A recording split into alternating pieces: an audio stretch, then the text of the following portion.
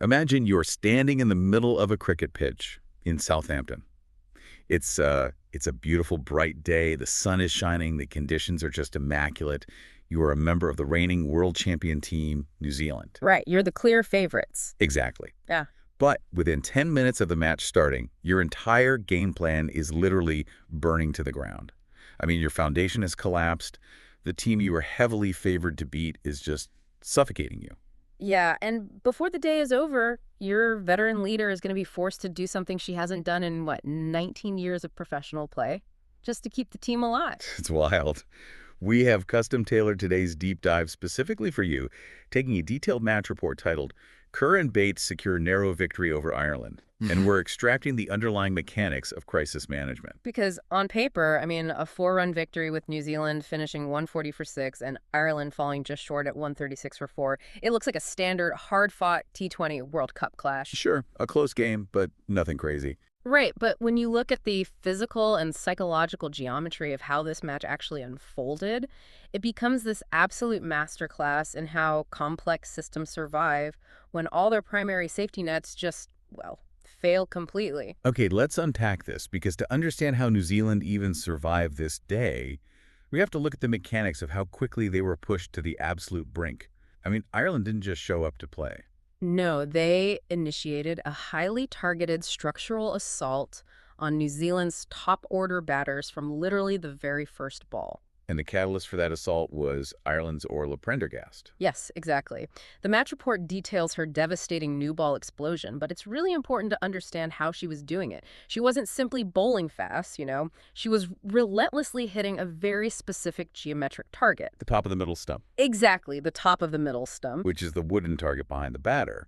But, I mean, why is the top of the middle stump specifically so dangerous? It's the most difficult trajectory for a batter to process. Like, if a ball is pitched short and bounces high, you can step back and pull it. Right, you have time to react. Yeah, and if it's pitched very full, like near your feet, you can step forward and drive it.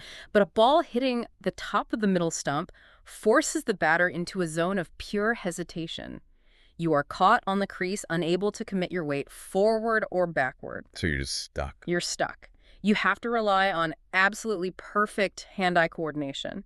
If your footwork is off by a fraction of an inch, the ball either slips past the bat to hit the stumps or catches the edge of the bat for a catch. Wow. And that hesitation completely decimated New Zealand. I mean, they suffered a catastrophic collapse, dropping to 10 runs for 3 wickets in the blink of an eye. Looking at how those wickets fell, you can see the panic setting in. Oh, absolutely. Isabella Gaze is the first to go. She tries to execute a scoop shot and falls for just 1 run. And for anyone unfamiliar, a scoop shot is where you crouch down and literally use the bat like a ramp to flick a fast-moving ball backward over your own shoulder. Doing that in the opening minutes of a match feels incredibly desperate.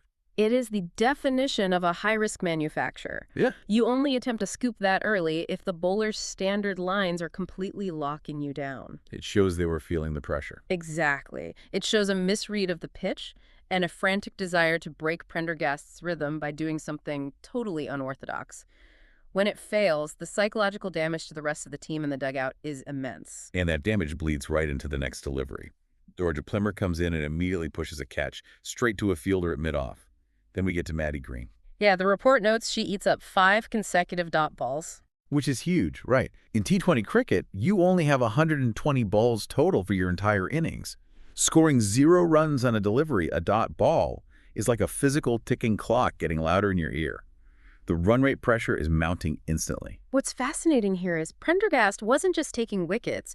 She was entirely dictating the psychological state of the game. Right. I mean, Ireland came into this match with massive momentum, having seriously scared a powerhouse England team just 3 days prior. Prendergast is using that lingering confidence to force New Zealand to play out of fear. So when Melie Kerr charges down the pitch after those 5 dot balls, she's panicking. Exactly. The ball was likely gripping the pitch just enough to make clean hitting from the crease impossible. So when she charges Prendergast, she's trying to kill the spin and force a release valve. But she misses and is dismissed. That isn't a tactical masterstroke from the batter. That is the sheer psychological weight of the scoreboard forcing a fatal error. Okay, so with the top order completely wiped out, New Zealand is staring down the barrel of a humiliating defeat. They are 10 for 3. It's as if the load-bearing walls of a building simply vanished. And now, the middle order has to hold up the entire roof while standing on a completely unstable floor. Right. So how do they miraculously build a defendable total of 140 from that rubble? Well, they do it by fundamentally splitting their strategic roles. The report highlights the middle order rescue mission led by Melie Kerr and Brooke Halliday. They realized they couldn't both play a natural, aggressive T20 game. They had to adapt. Right, they had to play highly situational cricket. Halliday takes on the role of the anchor. She essentially stops trying to score boundaries and focuses purely on survival, rotating the strike, taking single runs, and keeping the innings alive. And she ends up with 34 runs. While Halliday anchors, Melie Kerr takes on the calculated risks. The report notes Kerr scoring 30 off 24 balls, specifically scooping and cutting the Irish bowler Arlene Kelly to find boundaries in the final over of the power play. Which is smart. The power play being those first 6 overs where the fielding team is restricted and has to keep most of their players close to the batter. It leaves the deep outfield open. Yes, so Kerr is maximizing that brief window of fielding restriction because once the power play ends, the field spreads out and Ireland brings on their spin bowlers. This completely changes the physics of the game. Spinners don't rely on 120 km/h pace. Right. They loop the ball slower, making it bite and turn on the turf, and the Irish spinners brilliantly leverage that slower pace to dry up the runs. They bowled cleverly to their fields, keeping Halliday mostly silent. They actually forced a 35-ball boundary drought. Which is crazy. No one could hit a 4 or a 6 for nearly 6 full overs. A 35-ball drought in modern T20 cricket is an absolute eternity. You could almost feel the air leaving the stadium. Totally. Because when you take the pace off the ball, the batters have to manufacture all the power themselves if they want to clear the boundary ropes. And doing that against a turning ball is incredibly risky. And the tension peaks when Halliday, who had just received medical attention, finally cracks under the pressure. She tries to force a shot and strokes it straight to short fine leg, getting out in the 17th over.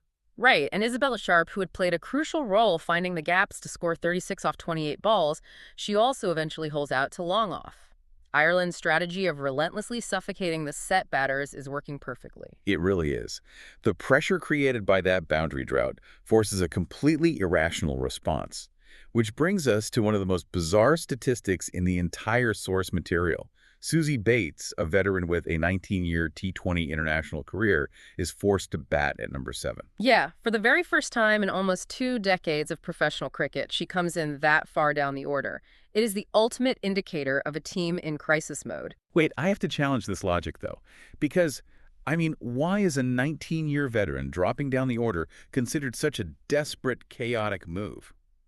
Like, imagine a senior executive suddenly having to work the front desk during a corporate crisis.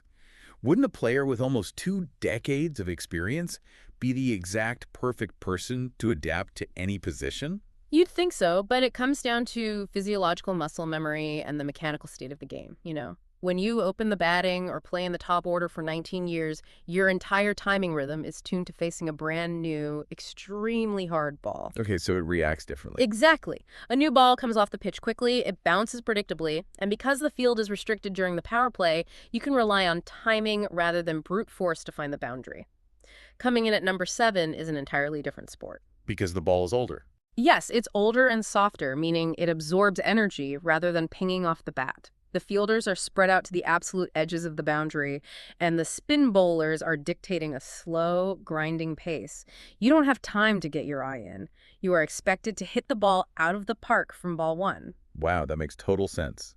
Her entire neural wiring is expecting a fast, hard ball, and instead she's walking into a sticky, slow-moving trap where she has to instantly generate maximum power. So, how does she respond to that? Well, by completely abandoning the traditional playbook, the text notes that to finally break that brutal 35-ball boundary drought, Bates ended the innings with a desperate pulled 6 after exposing her stumps, followed by a reverse lap. Exposing her stumps, meaning she literally stepped away from her wicket before the ball was bowled, giving the bowler a completely clear target. If she misses the ball, she is instantly out. Right, she traded total vulnerability for the geometric angle she needed to pull the ball away for a 6. And a reverse lap is just as wild. She flips her bat around in her hands to hit the ball in the complete opposite direction of where the fielders are heavily stacked. It's just pure chaotic improvisation. It perfectly illustrates the concept of contextual adaptability. When the primary structure fails, success requires dropping the ego of your traditional role. Bates' muscle memory was useless here. She had to adapt or fail. Exactly. She had to abandon the elegant technique that built her 19-year career and embrace whatever messy, high-risk geometry the immediate situation demanded. And through sheer gritty improvisation, New Zealand claws their way to a total of 140. It's defendable, but it isn't an unbeatable mountain. And the second Ireland starts their chase, the momentum violently swings right back. Ireland knows New Zealand is rattled. A target of 141 to win is well within their grasp, especially on a bright day in Southampton. Now, New Zealand initially defends with some serious heat. Left-arm fast bowler Bree Elling starts her spell bowling at 120 kilometers per hour. That kind of speed creates immediate discomfort for the batters. Definitely. She bowls Amy Hunter for just 2 runs with a nasty in-swinging Yorker. An in-swinging Yorker is essentially a missile aimed right at the batter's toes, curving inward at the very last second. It is nearly impossible to get the bat underneath it in time. It's a devastating delivery. So you think, okay, New Zealand has weathered the storm, but then the counterattack begins. Orla Prendergast, who destroyed them with the ball earlier, comes out with the bat and scores 59. She builds a massive century stand, a partnership of over 100 runs with Gaby Lewis, who scores 58. They are just dismantling the champions. They were dismantling them because Prendergast and Lewis identified a critical structural vulnerability in New Zealand's lineup. The match report points out a crucial tactical flaw. What was it? New Zealand was attempting to defend this total with only 5 available bowlers. Here's where it gets really interesting, because in a T20 match, your bowlers are your only mechanism for controlling the game's flow. Having only 5 bowlers is like driving down a treacherous gravel road knowing you don't have a spare tire in the trunk. That's a perfect analogy. If even one of those 5 bowlers gets targeted and starts giving up massive runs, the captain has no release valve. You can't sub in a fresh arm to change the rhythm. You simply have to watch them take a beating. And the text specifically notes that Prendergast and Lewis ruthlessly exploited this limitation. How so? They took advantage of the fact that the rest of the bowling attack didn't appear dangerous. They started moving around the crease, creating space, and identifying holes in the field. So it's not just that New Zealand lacks a backup option. It's that the Irish batters know they lack a backup option. They can literally just wait out the dangerous bowlers, play defensively when Illing comes on, and then feast on the rest of the limited attack, knowing the captain cannot make a substitution. And that creates a compounding psychological weight on the fielding team. When a team lacks structural resources, the fielders start trying to overcompensate. They push too hard and the errors pile up. Yeah, you can really see the panic mounting in the report's details. Nancy Patel leaps for a crucial catch, but only gets fingers to a sliced ball. That missed chance is a lifeline for Prendergast. And the agony is compounded by the technology. The decision review system, or DRS, becomes an absolute nightmare for New Zealand. Oh man, the LBW reviews. Gaby Lewis gets hit on the pads, and New Zealand goes up for a massive LBW appeal. Leg before wicket, meaning the bowler believes the ball would have hit the stumps if the batter's leg hadn't blocked it. The umpire says no. Right, so New Zealand uses a review, hoping the technology will overturn the decision. But the ball tracking graphic shows the ball was curving just enough that it would have missed the leg stump entirely. So they lose a review, and Lewis survives. And then 3 overs later, it happens again. Unbelievable. Prendergast is actually given out LBW by the umpire off the bowling of Melie Kerr. Prendergast reviews the decision herself. The ball tracking technology comes up, and once again, it shows the ball moving down the leg side, missing the stumps by millimeters. Prendergast is saved. Think about the absolute despair out on that field. You only have 5 bowlers, you are getting smashed around the park for a century partnership, your fielders are dropping half chances, and the $1 million technology is repeatedly telling you that you're just millimeters away from a wicket. The feeling that the universe itself is conspiring against your defense must be overwhelming. The pressure is astronomical. And that brings us to the climax of match. Ireland is cruising. They bring the equation down to needing just 25 runs from the final 12 balls. For context, in modern T20 cricket, with 2 set batters who have their eyes perfectly adjusted to the pitch, getting 25 runs off 12 balls is highly doable. It is fully Ireland's game to win. But then, Melie Kerr steps back up to bowl the 18th over. This is the same Melie Kerr who anchored the aggressive side of the batting rebuild earlier. She is stepping into the absolute highest leverage moment of the match. And earlier in the innings, Prendergast had absolutely crushed Kerr for a massive 6 on the leg side to reach her half-century. So Kerr has every physical and psychological reason to be intimidated. But instead, she breaks the game wide open. In that critical 18th over, she finally gets Prendergast to hole out to deep mid-wicket, a massive game-changing wicket. Then, just 2 balls later, she gets Rebecca Stokel, who smashes one straight to cover. Suddenly, this comfortable Irish chase turns into absolute panic.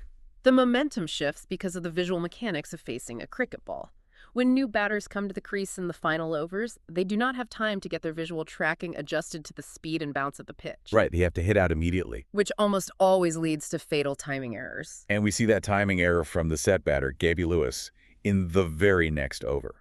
In the penultimate 19th over, she skies one to cover and is caught out. The Centurions are gone. They're completely out of the picture. So now we arrive at the final over, the absolute masterstroke of the match. Here is the scene. Ireland needs 15 runs to win off 6 balls. But New Zealand has a massive, glaring problem.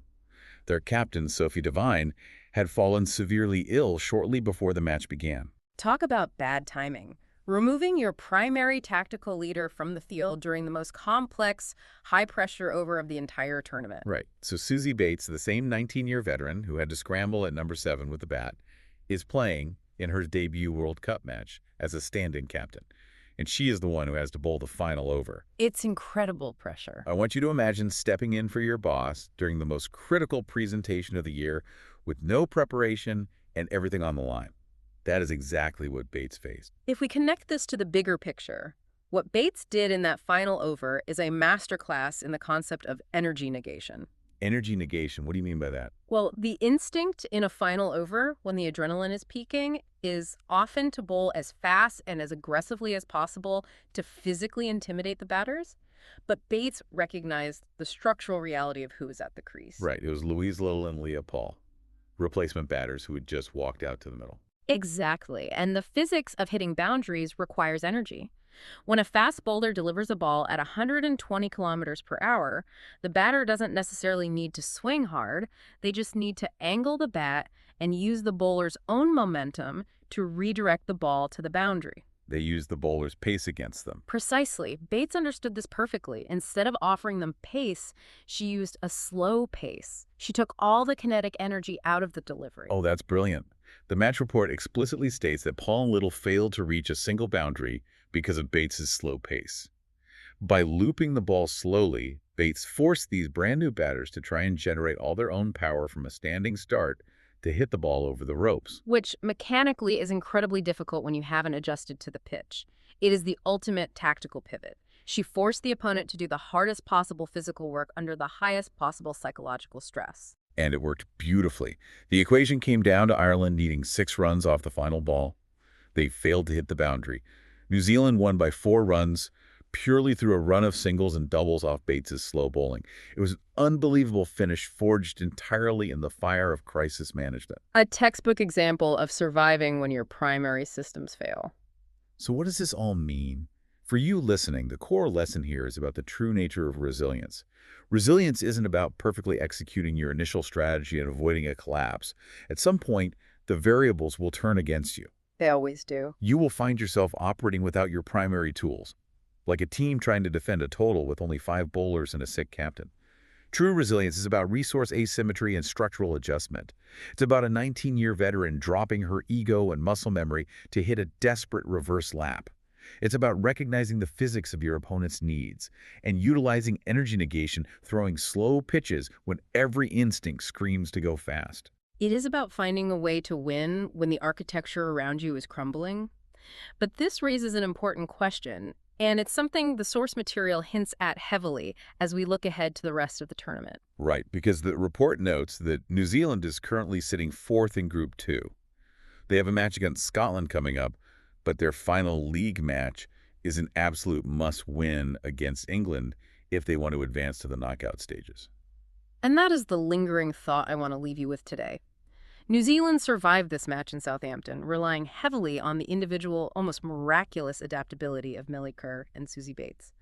They managed to overcome the severe structural handicap of the 5-bowler limit and the sudden illness of their captain, Sophie Devine. They definitely patched the holes. They put brilliant tactical band-aids over massive, gaping wounds in their game plan. But as they prepare to face a powerhouse like England in a match with tournament-ending stakes, you have to wonder, can a team realistically sustain a championship run relying on last-minute individual magic and makeshift bowling attacks? Or will those fundamental structural cracks eventually bring the reigning champions down?